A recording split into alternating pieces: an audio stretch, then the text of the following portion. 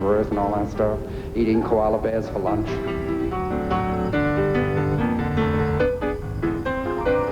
So, picture this. My grandfather sitting on the veranda sewing saddles, and me next to him, little 8-year-old boy, tap dancing. Oh, God. Yeah, so he was good at telling stories. He used to tell me stories and stuff to try and keep me quiet. Didn't work too good, but instead of going into saddle making, I guess I went into storytelling.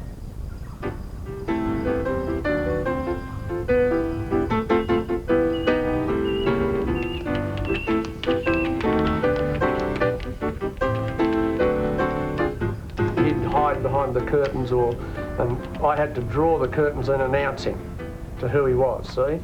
And he'd really perform and come out with one day his mother's dress on.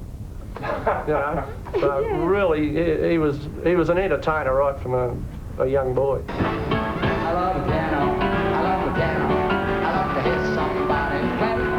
I'm on a piano, a grand piano, it simply guides me away. I know a fine way to treat a style way. I love to run. Peter could play piano from the age of 4. He played purely by instinct, and he was encouraged by his mother, Marion.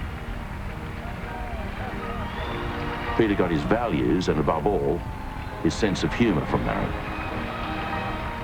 Marion, that was Ain't Misbehaving we heard then, played, of course, by Fats Waller. Now, why did you select that particular piece of music to introduce you here tonight? That was the first record that Peter ever bought and played on his record player, and he used to play it for hours. Was he a good student at school? Yes.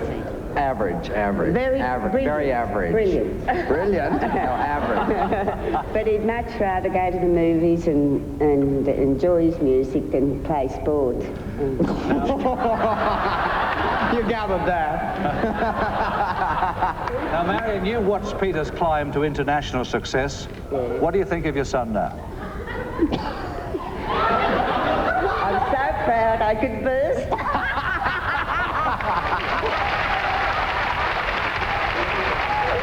We know that your younger sisters here helped raise Peter, so ladies, what are your memories of young Peter? First of all, Betty? Oh, I have lots of memories of Peter growing up, and some funny ones too. But he did always love music. He was never happy, at least there was music around. Nancy, what would you like to say?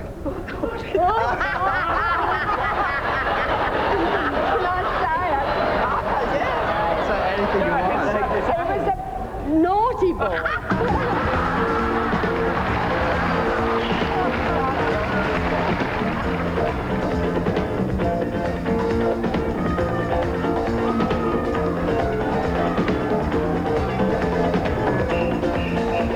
Even in the beginning, Peter's allies were often women, right down to the neighbours, who still live opposite this cottage where Peter grew up. Did Peter have a lot of confidence? Oh, yes, full of confidence. But never cheeky? No. Only he was cheeky once to me, that's all. What happened? He called me Moo Cow. See, that's my name, Muriel, and they always say Moo. Well, they were a pretty strong female family. That is, his mother's family. His grandmother, our grandmother was quite a strong woman, 4 daughters, 2 sons, and the sons were, that is my father and my uncle, quite quiet sort of men, where the 4 girls were much, I have very strong memories of them as young women with their painted fingernails and their glamorous hair and all that sort of thing. And I think Peter found that glamorous too. Interesting. He would sometimes get very, very serious if something bothered him. I remember somebody had said something about me, and he got after that person. And I heard about that, not through him, but through another party. And I said thank you to him for standing up for me. My first memories of Peter when he was around about 6 years of age, and he found that I had a dancing school, and the next thing I knew that he came to see me, and I could tell that he was loaded with rhythm. He was very flexible. He was just full of wanting to dance. As I remember it, he started singing and playing the piano in the New England Hotel, possibly around the age of 10 or 11. The family moved to the town of Armidale, New South Wales, after Peter's father came home from the war. Dick Woolnough was a troubled man. He found it difficult settling back in. Way back in the good old days, before the war, Armidale was a small country town with a very narrow main street, Beatty Street. My husband's family had the New England Hotel on the corner of Beatty and Dangus Street. So I got the bright idea of entertainment, and Peter was my bright idea. She loves to hear the music, she's got every lyric down. She loves to hear them say that she's got the greatest ears in town. She could have been somebody's wife as a child, her packed the knife, and each time she took it home. But she'll always wake up alone. He made a lot of money in threepences and sixpences at that particular time. People loved to hear him and loved to hear him play the piano. It was a good thing they did, because Peter's family often needed the money. But Peter's job singing at the New England Hotel came to an end tragically at age 13. The family left town after Peter's father committed suicide. Yeah, he killed himself when I was 13, and that's kind of why I left school, kind of left town, and I left school and went to relatives in another town. Well, it really affected my mother more than it did me.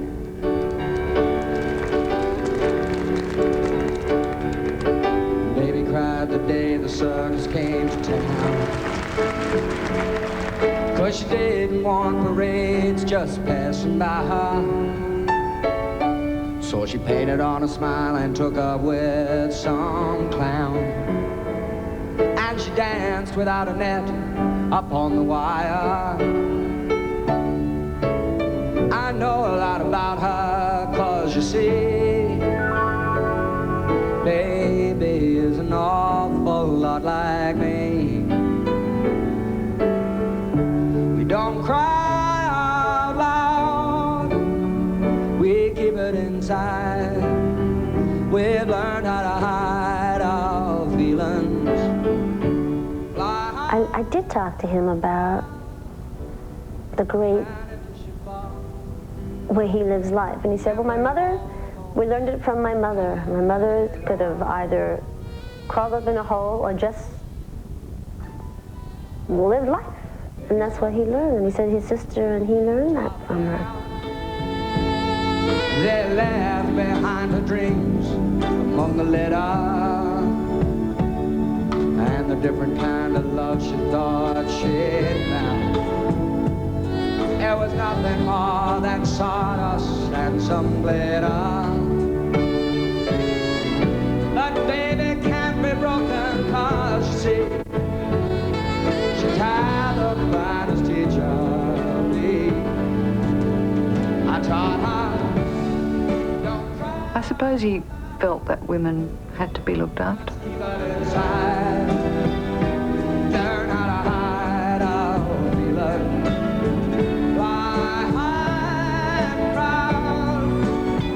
And if you should fall, remember you almost had it. Don't call now, just keep it inside. Learn to hide your feelings.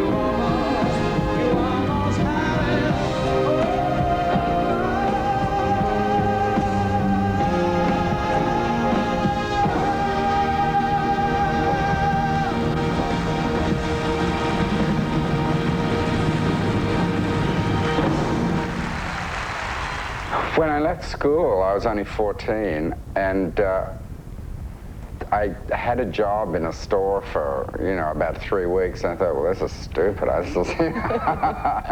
was trying to be good and work, have a regular life, and I thought it's just easy to go to clubs and things and play the piano. So I got jobs and I started, and that was it. Peter joined a singing duo. They called themselves the Allen Brothers. Gray skies are gonna clear up, put on a happy face. Brush off the clouds and cheer up, put on a happy face. Take off the gloomy mask of tragedy, it's not your style. It became a 10-year training ground for Peter. Pick out a pleasant outlook, stick out that noble chin. Wipe off that full of doubt look, slap on a happy grin. Peter was intelligent. He also had a knack for learning fast. One of his first-grade teachers was a visiting American nightclub entertainer, a wild woman, Frances Fay. Good evening! Good evening! Frances Fay taught Peter timing and also how to be outrageous and get away with it.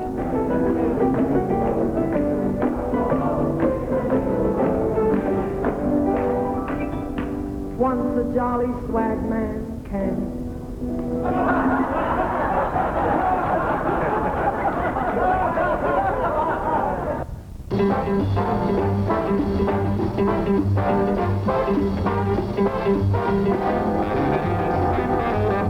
Get the cool look, the cool look.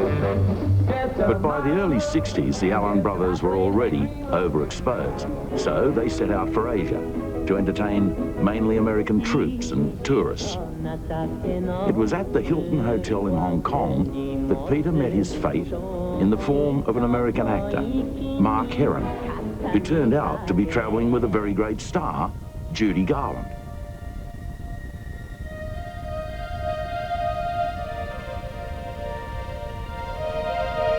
Judy Garland discovered Peter, and he'd go on to learn a lot from her. She flew the Allen Brothers to London, where Peter witnessed this legendary concert performance.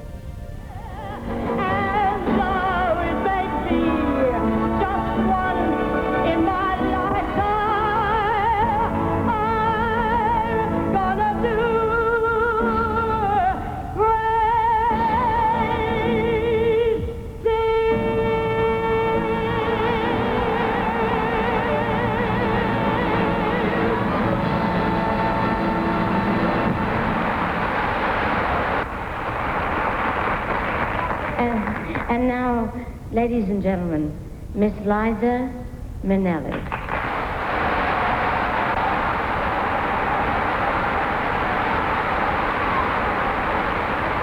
Judy was matchmaking. Her daughter Liza was aged 18. Peter, 20. Judy was convinced they'd be right for one another. Now, Peter had his future mapped out for him.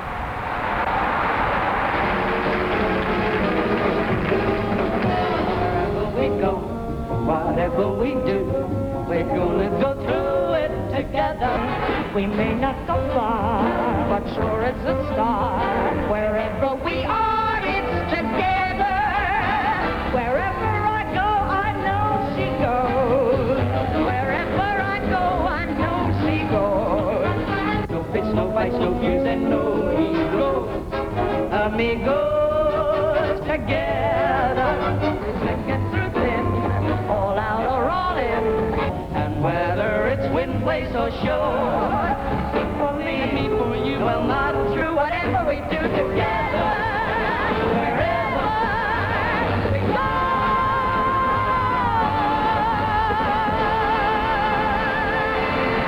go. Peter married into a turbulent but nevertheless great show business family. The wedding also served to bring his own family back together again. From now on, they'd remain close, despite time and distance. But by the late 60s, Peter's floor show singing act had missed the boat. 1969. A whole era was coming to an end. Peter's singing act finally broke up the very day he separated from Liza. Manhattan had been his playground. Now he was on his own. Once there was a time when this town was so high we could never come down.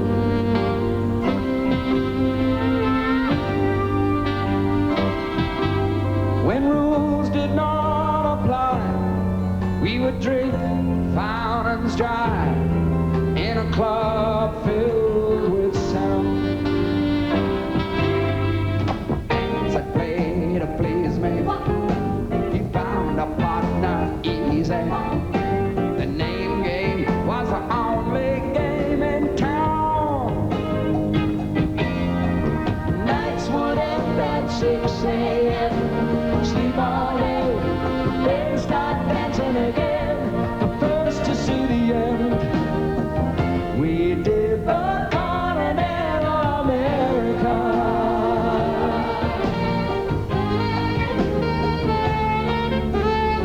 All our clothes were France. Soul Train taught us to dance. We had smoke in our eyes. Friends were lost and found. We were paradise bound. Some got lost, nobody cried. Others took their places. There was always strange new faces. And there was always one more chance to go around. And the nights would end at 6 a.m. You'd sleep all day and then start dancing again. The first to see the end. We did the Continental America. Oh, that's why we did.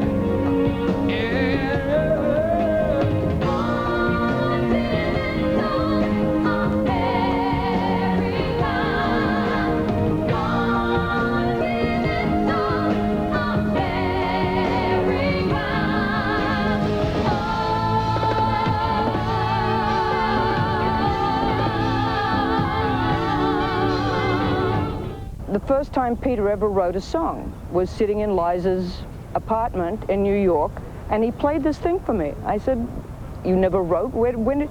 He said, "Well, I think I can write." And it was interesting. It changed his perspective. And there's a whole other person to then just, you know, shaking and everything. He's not that much fun, but he is there, and we have to acknowledge him. The sensitive songwriter. Something like John Denver, you know, the type.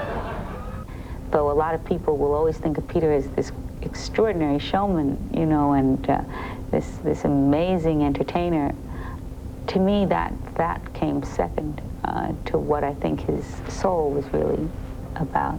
He spoke in his songs as though he was having a conversation. The late George Woolnough worked on High Street and lived on Manor. 52 years he sat on his veranda and made his saddle. And if you had questions about sheep or flowers or dogs, you just ask the saddler. He lived without sin. They're building a library for him.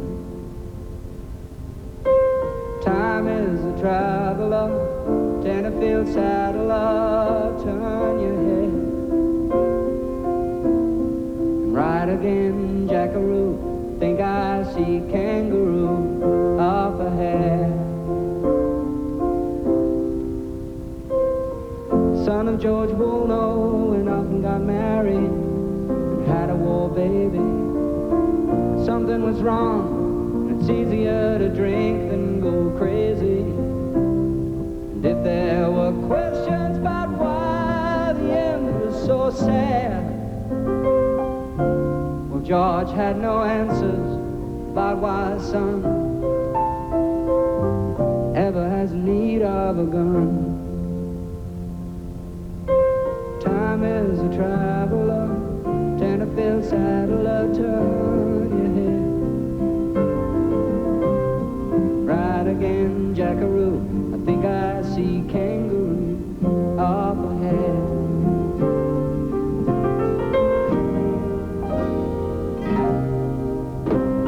The grandson of George, he's been all around the world and lives no special place. Changed his last name and he married a girl with an interesting face. He'd almost forgotten them both because in this life that he leads, there's nowhere for George in his library or a son with a gun to belong, except in this song. Time is a traveler, Tenterfield saddler, turn your head. Ride again, Jackaroo, think I see kangaroo up ahead. Time is a middler, Tenterfield saddler, make your bed. Fly away, cockatoo, down on the ground, emu up ahead. The first time I saw Peter perform was New Year's Eve, 1970 something, I don't know.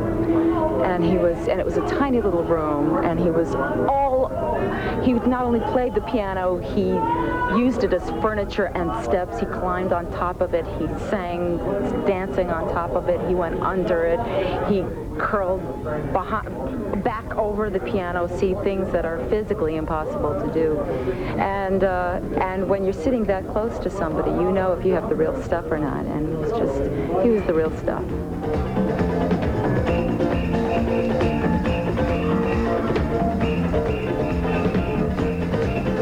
I think it was a fun time. Not to say that I had as much fun as Peter, because I don't think too many people had as much fun as Peter.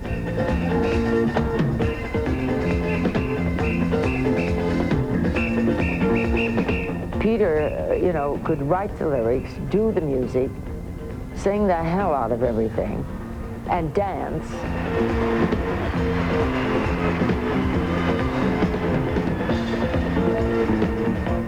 When we went to see him at a gay bar, he played a gay bar right outside of Washington, which it was pouring rain. I was there in my limo, and then I slipped and I fell in all this mud. And I said, is this what I'm getting into now?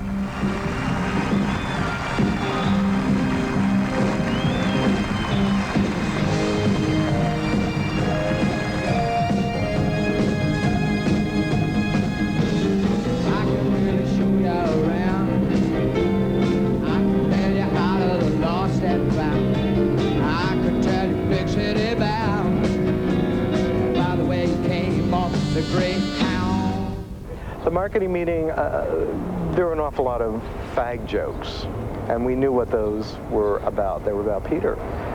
So Jerry Moss kind of got word of some of this paranoia and just said Peter Allen is an artist. Peter Allen is a great artist. He's a great singer-songwriter. He is going to be on A&M for a long time. And everything else is incidental. His lifestyle is his own. It's not yours, it's his. And that was it. And I'm not saying it stopped, but I'm saying it wasn't as manifest and as publicly stated. Some of them probably would be wondering about me because, you know, they don't know much about me at all. They're probably wondering quite a bit about me. And if they probably say, you know, well, I mean, can you imagine a couple sitting at home watching and saying, well, do you think, you know, is he, do you think, or not? Well, I have to admit that I am Australian.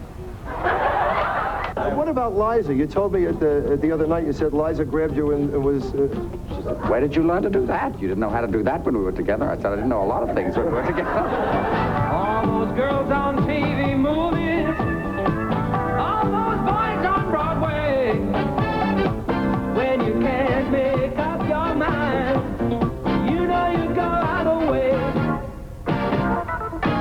Five was no miss, the natural speed of the city.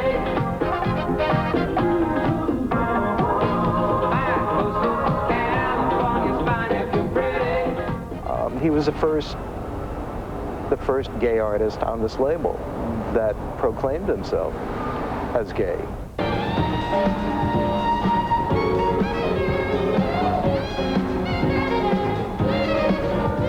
I'm sorry I got to be me. If you could look past the past, you could see I am not the boy next door.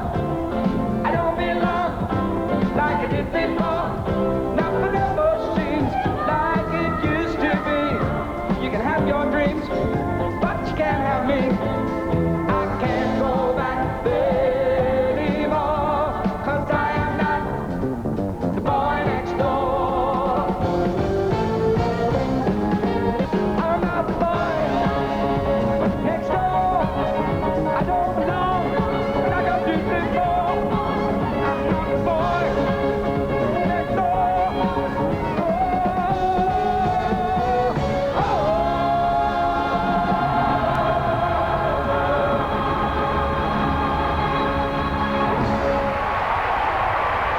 So he came into New York. I picked him up, and I said, "Come on, you want to go over and see the place?" So he said, "Yeah." So we went out. We went on stage, and he looked up, and he sees this huge cavernous hall. He said, "My God," he said, "how do you expect me to fill this?" I said, "You've already filled it 4 times." He said, "What?" I said, "Yes, we've sold out 4 shows." And we had sold out 4 shows, which was like, what, 24,000 people already.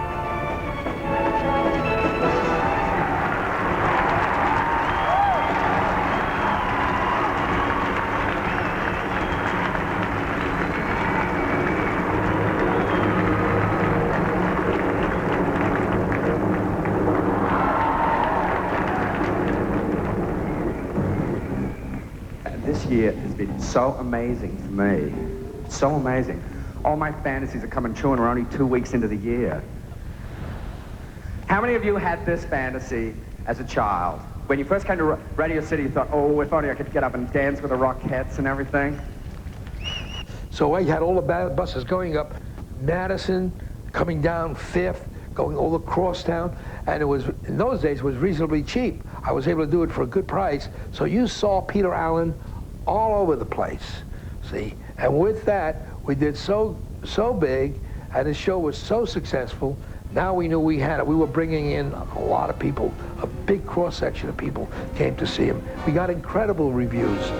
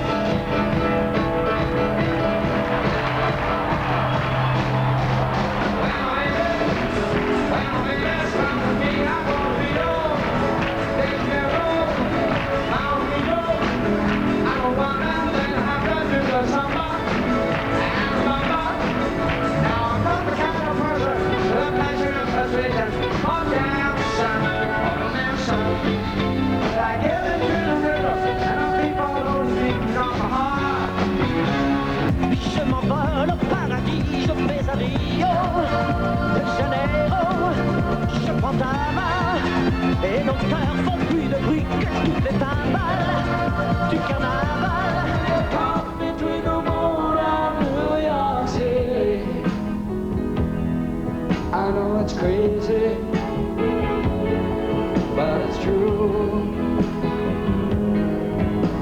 If you get caught between the moon and New York City, the best that you can do, the best and that the winner you can do, is Peter Allen.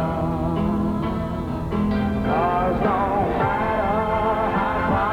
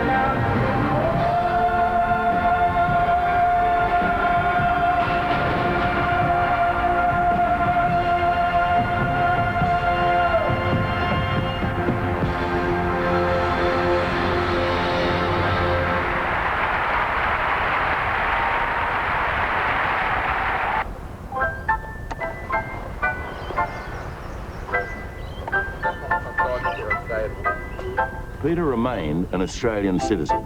He now had a beach home in California and a shack he prized on the northern coast of Queensland.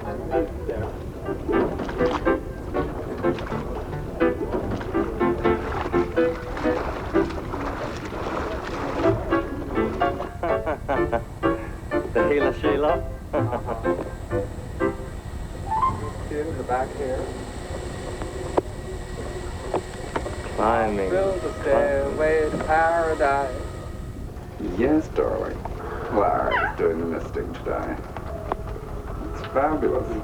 I'm sitting there having dinner with someone, and all of a sudden I hear this voice across the room, and I mean, it was like the entire restaurant was packed, and you could still hear one voice from the other room. And I said, there's one person who has that voice in all of Australia. It was Paul Joy.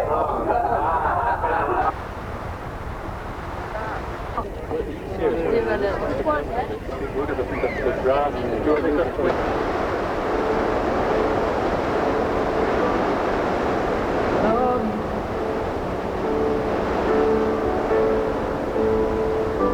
I honestly love you.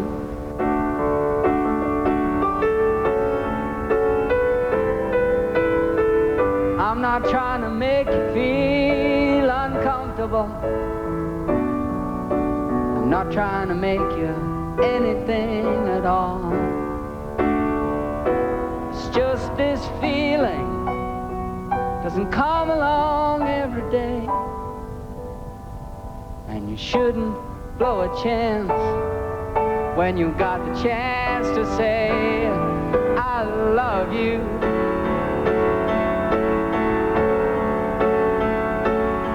I love you. I honestly love you.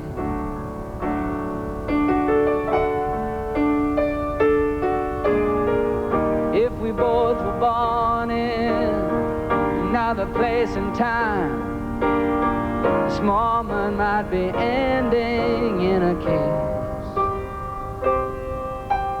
But there you are with yours, and here I am with mine.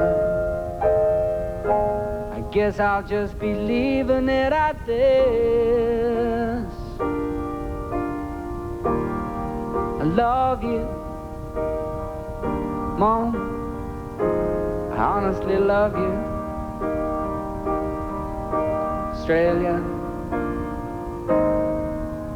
I love you.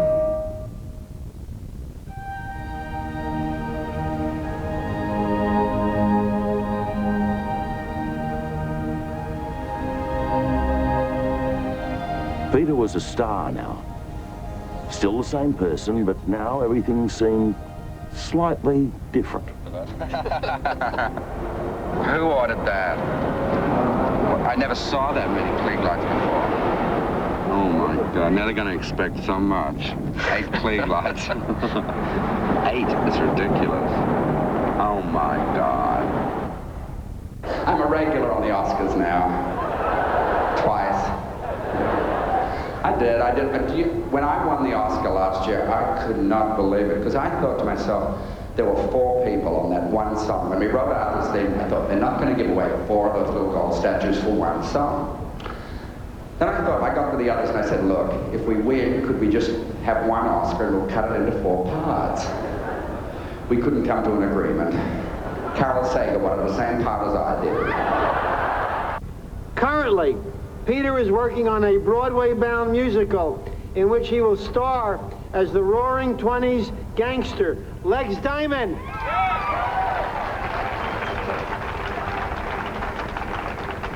I'll be there opening night. Will ya? Absolutely.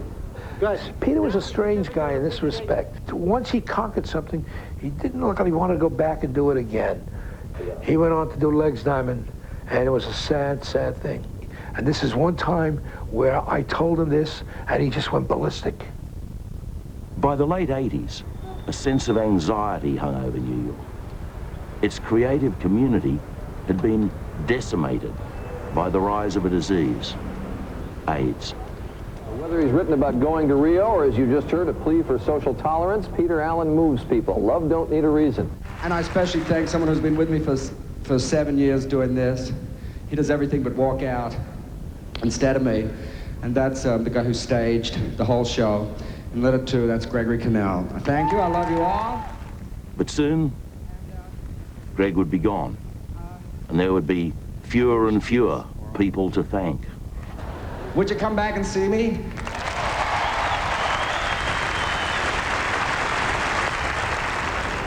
Peter bought a New York penthouse. And in the winter of 1989, his musical finally opened. Legs Diamond did what few shows ever dare. It just opened shop on Broadway. No tryouts, no fix-up period out of town, and no sympathy from the critics. Dustin Hoffman said to me, Peter, just remember, in everyone's life, there is an Ishtar. I got a bad figure. I mean, like they say in Brooklyn, we was rough.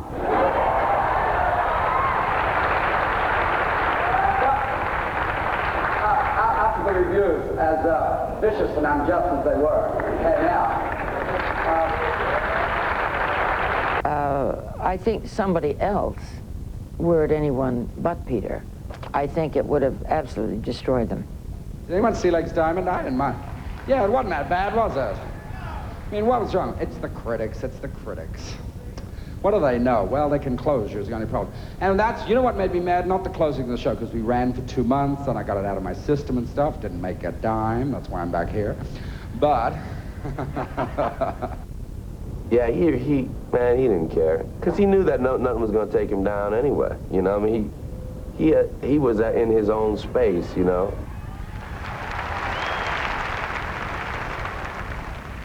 You know, I'd dance and I'd sing, I'd do anything just to get my name in lights. Small props left over from Legs Diamond. Gotta try to hit the heights now that I'm free as a breeze again. Oh, nimble knees again.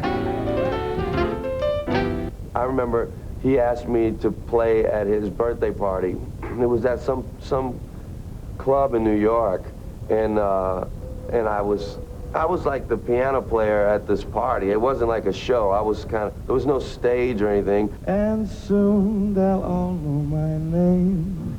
I'll have fortune and fame when I get my name in life.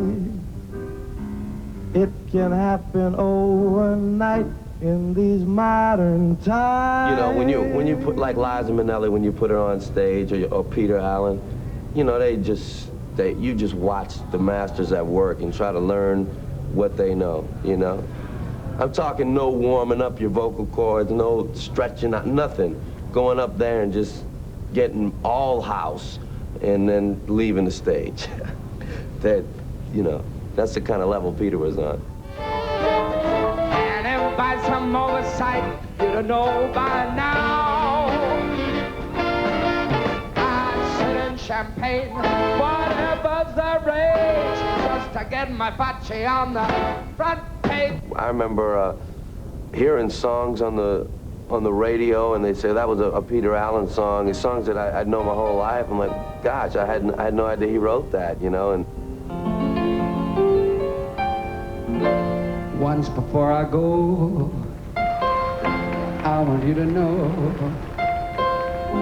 that I would do it all again.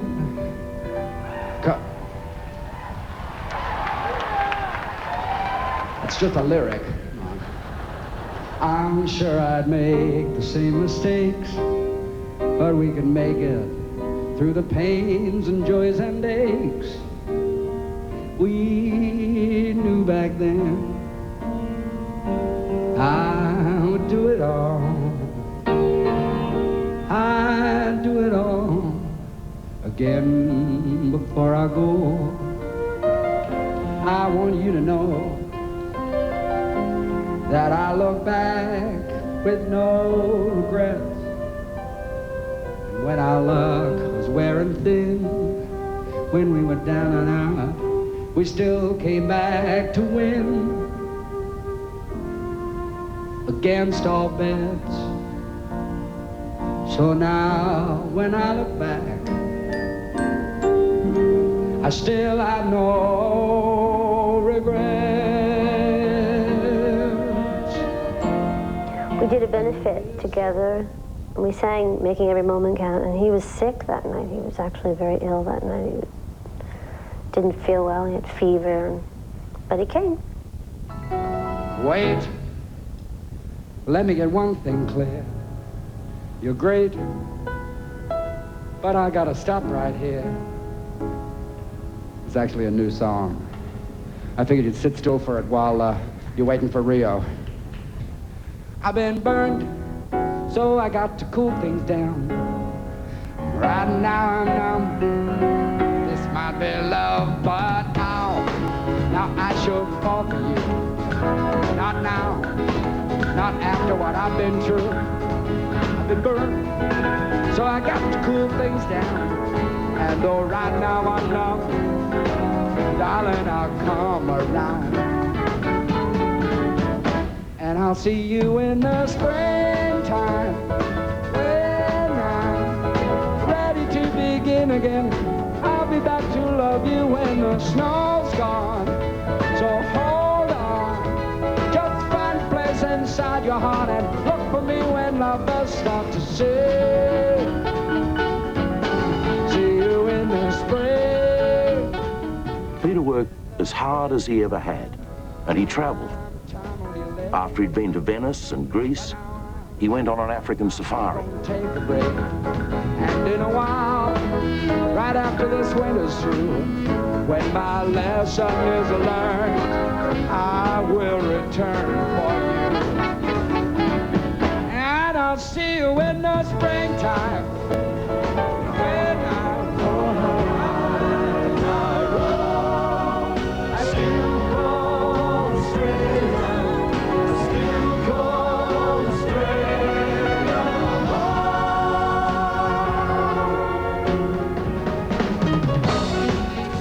Peter Allen was performing in Sydney, Australia, when he fell ill. And I was diagnosed with adenoid cystic carcinoma, which was malignant. So I was set to go into hospital at St. Vincent's to be operated on. And I was sort of just sitting there, and all of a sudden it was my sister who said, "There's Peter Allen behind you." And I said, "No." And then all of a sudden I listened, because I didn't want to be rude and sort of spin around. I heard Peter's voice. I turned around and I said, "Peter?" And he said, "Judy." And I said, "What are you doing here?" He said, "Oh, I'm here just to have a test. Brian Sheridan." And I said, "I'm here for Brian Sheridan," which is the doctor, our doctor. "I'm here for Dr. Sheridan as well," because Peter knew then. He knew that he was going to die. Even when Peter was ill, you know, and I spoke to him, I asked him if he was afraid, you know. I asked him, and he said he wasn't. He said he wasn't afraid. It was in this San Diego hospital that the man who calls Australia home finally bowed out of the world of show business. That entertainer Peter Allen has died of an AIDS-related illness in San Diego. Died in the United States at the age of 48 from AIDS-related cancer, which was discovered 4 months ago.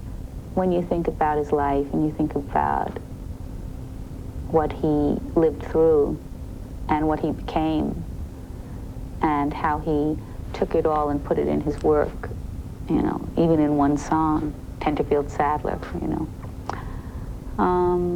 He just had a zest for living. And he said to me, "Thank God I lived," you know. And I thought, you know, thank God he did live. Thank God for us, and thank God for him, you know. And he said, I just feel so tired. If I don't do the show and they don't like me, they're going to say, look, he's had it. And if I don't turn up, they're not going to like me because I didn't turn up.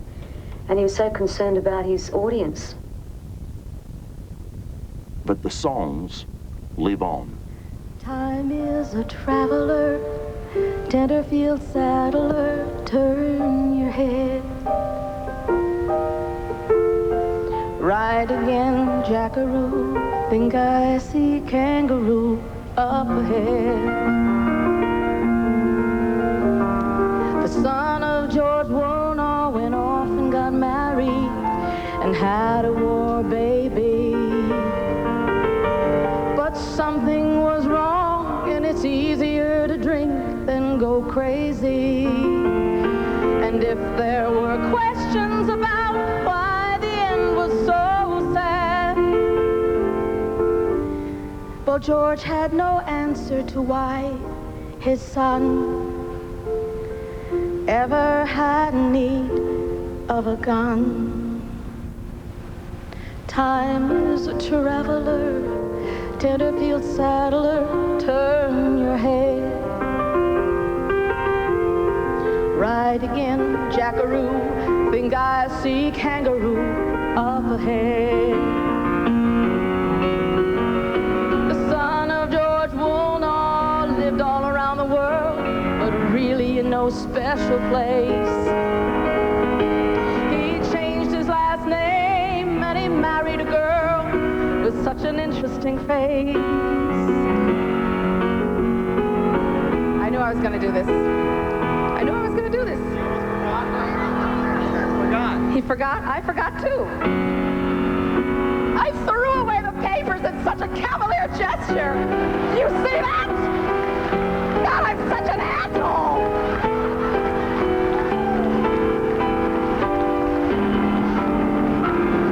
I just flung away like I was okay. My God. See, it's a family saga. See, there's the grandfather, and there's the son, who is a little disturbed, and then there's the grandson, who is supposed to be Peter. Oh, Peter, please, I'm so embarrassed. He'd love it. He'd love it. I know he's laughing wherever he is. Put your hands together. Help her along. All that's left, what's left of the sun. Rise to the occasion and give her one last celebration.